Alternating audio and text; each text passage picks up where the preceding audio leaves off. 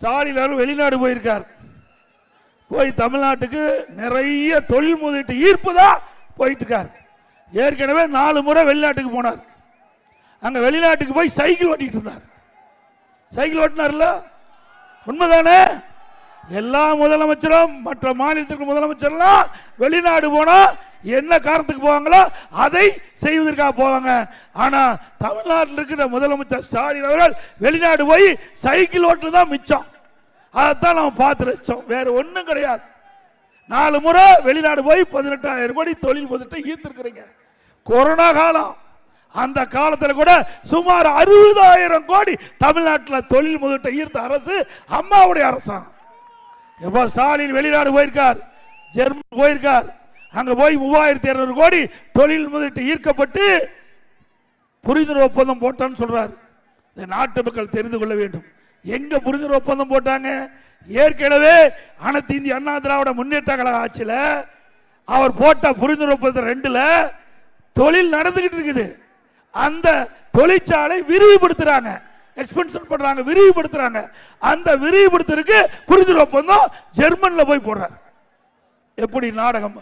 ஒன்னே ஒண்ணுதான், ஒரே ஒரு புரிந்துணர்வு ஒப்பந்தம் புதுசா ஒரு 1000 கோடிக்கு போட்டுருக்காங்க.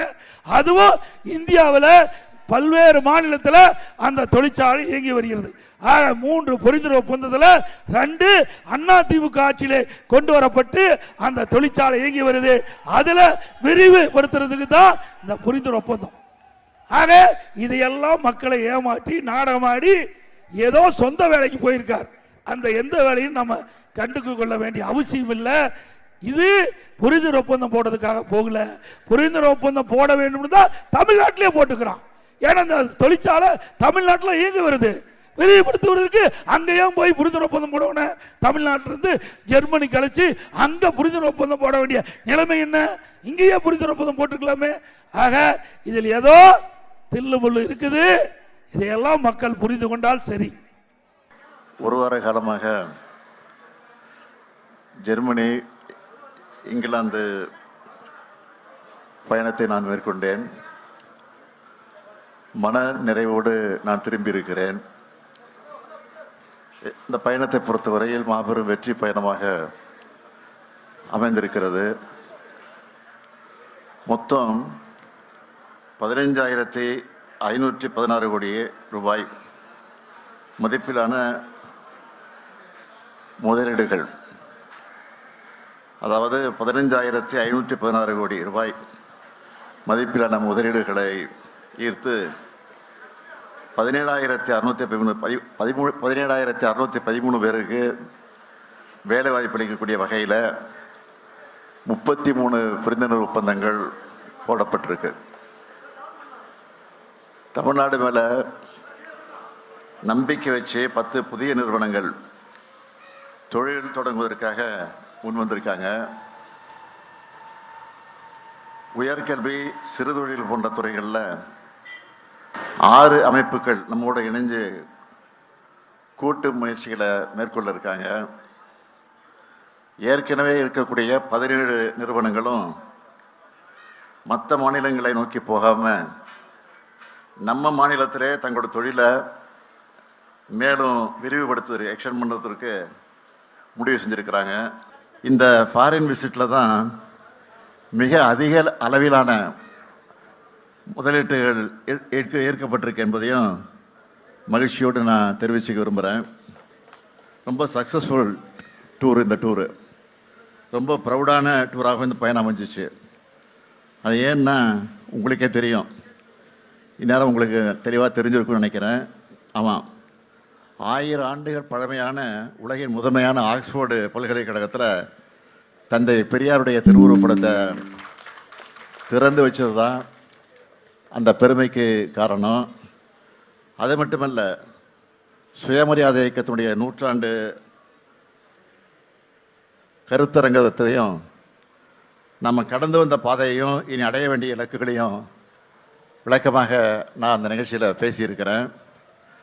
அதோட அயலக தமிழர்கள் சந்திப்பு கூட்டங்களில் பேசுனது, சோயாஸ் பல்கலைக்கழக மாணவர்கிட்ட திராவிட மாடல் பற்றி பேசுனது, லண்டனில் இருக்கக்கூடிய பொது உடைமை தத்துவ மாமேதை கார்ல் மார்க்ஸ் நினைவிடம், சட்ட மாமேதை புரட்சியாளர் அம்பேத்கருடைய வாழ்ந்த இல்லம், அதேபோல் திருவள்ளூர் சிலை, தமிழ் காதலர் ஜி போப் அவர்கள் நினைவிடம் போன்ற இடங்களுக்கெல்லாம் சென்று பல பெருமைகளோடு நான் திரும்பி இருக்கிறேன்.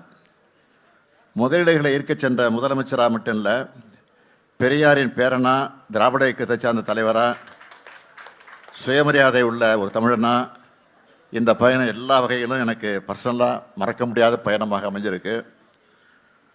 சில வேலை இதெல்லாம் பொறுத்துக்க முடியல. அதனால தான் எதுக்கு இந்த வெளிநாட்டு பயணம், இங்கே இருக்கக்கூடிய நிறுவனங்களை சந்தித்து பேசினா போதாதா என்னெல்லாம் அறிவுபூர்வமாக கேட்கறதா நினச்சிக்கிட்டு புலம்பியிருக்கிறாங்க. அவங்களுக்கெல்லாம் நான் சொல்கிறது என்னன்னு கேட்டிங்கன்னா, ஜெர்மனியில் நடந்த இன்வெஸ்டர்ஸ் மீட்டில் நிறைய ஜெர்மன் கம்பெனி வந்திருந்தாங்க.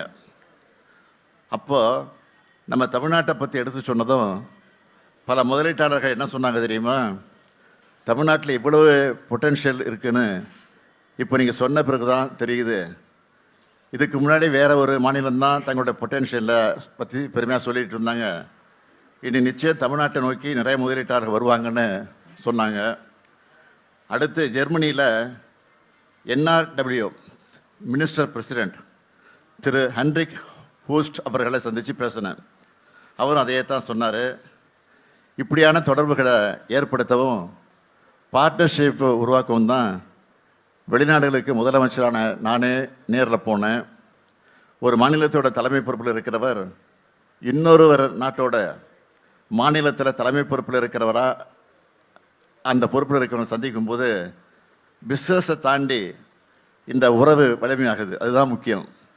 அப்படித்தான் ஹென்ரிக் வூஸ்ட், இங்கிலாந்து அமைச்சர் திருமிகு கேத்ரின் வெஸ்ட் ஆகியோருடைய சந்திப்புகள்லாம் இருந்துச்சு. அதே போல் தான் இங்கே கேட்குற அடுத்த கேள்வி பதில் என்னென்னா, ஏற்கனவே தமிழ்நாட்டில் நிறுவனங்கள் இருந்தாலும் அவங்க புதிய திட்டங்களை இங்கே தான் தொடங்கணும், விரிவுபடுத்தணும்னு அவசியம் இல்லை.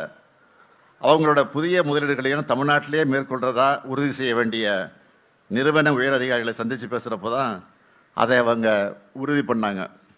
அதுக்காக இந்த மாதிரி பயணங்கள் தேவைப்படுது. அது மட்டுமல்ல, தமிழ்நாடு கொண்டிருக்கக்கூடிய மனித வளம், உட்கட்டமைப்பு, வெளிப்படையான அரசு நிர்வாகம், சலுகைகள், இதை பற்றி முதலமைச்சராக இருக்கக்கூடிய நானே அவங்கக்கிட்ட எடுத்து சொல்கிறேன். இப்போ கையெழுத்தான ஒப்பந்தங்கள் மட்டும் இல்லை, இன்னும் பல முதலீடுகளும் பல நிறுவனங்களும் இந்த சந்திப்புனால நிச்சயம் தமிழ்நாட்டுக்கு வரும்னு நம்பிக்கையும் கொடுத்துருக்குறாங்க. உதாரணத்துக்கு சொல்லணும்னா, இன்றைக்கி 8ஆம் தேதி நான் வந்திருக்கேன். இங்கே அடுத்து 2 நாளில் 11ஆம் தேதி ஒசூருக்கு போகிறேன். அங்கே ஒசூருக்கு சென்று 2000 கோடி ரூபாய் மதிப்பீட்டில் அமைக்கப்பட்டுள்ள டெல்டா எலக்ட்ரானிக்ஸ் தொழிற்சாலை ஆட்டோமேட்டட் லேன் அமைப்பையும் பணியாளர் தங்குமிடக்கூடிய இடத்தையும் திறந்து வச்சு 1100 கோடி ரூபாய் மதிப்பிலான புதிய தொழிற்சாலைகளுக்கு அடிக்கல் நாட்ட இருக்கிறேன். அதே மாதிரி ஏற்கனவே தூத்துக்குடியில் நடத்தின மாதிரி ஒசூர்லையும் முதலீட்டாளர் மாநாட்டை நடத்த போகிறோம். அங்கேயும் பல ஆயிரம் கோடி ரூபாய் முதலீடு வர இருக்கு. தொழில் முதலீடுகளை ஈர்க்கிறதுக்கான எங்களோட வெளிநாட்டு பயணங்களும் இங்கே மேற்கொள்ளும் பயணங்களும் எப்பவும் நிற்காது, இது தொடரும். நன்றி சார். எதிர்க்கட்சி தலைவர் எடப்பாடி பழனிசாமி உங்களுடைய வெளிநாட்டு பயணம் என்பது உங்களுடைய முதலீட்டுக்காகத்தான் நடத்தினன்ற ஒரு விமர்சனத்தை முன் வச்சிருக்கிறாரு. ஒரு வகையில் அவர் சொல்றது முதலீடு பண்ண போனது இதை பற்றி திருச்சி சொல்லியிருக்கிறாரு. நான் என்னை பொறுத்தவரைக்கும் சொல்ல விரும்புகிறது, சுயமரியாதை கொள்கையில் முதலீடு செஞ்சுட்டு வந்திருக்கிறேன். அந்த பெரியாருடைய உணர்வுகளை, பெரியாரை பற்றி அந்த நாட்டில் முதலீடு பண்ணிட்டு வந்திருக்கேன். அதுதான் உண்மை. அதுதான் அந்த அடிப்படையில் சொல்லியிருப்பார் நினைக்கிறேன்.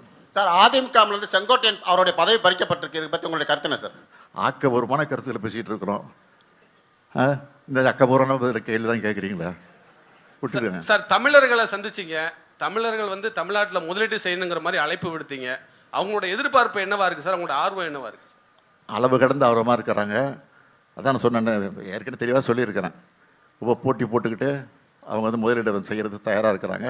அதே மாதிரி தான் அந்த நிலையை நேரடியாக நாங்களே பார்த்தோம்.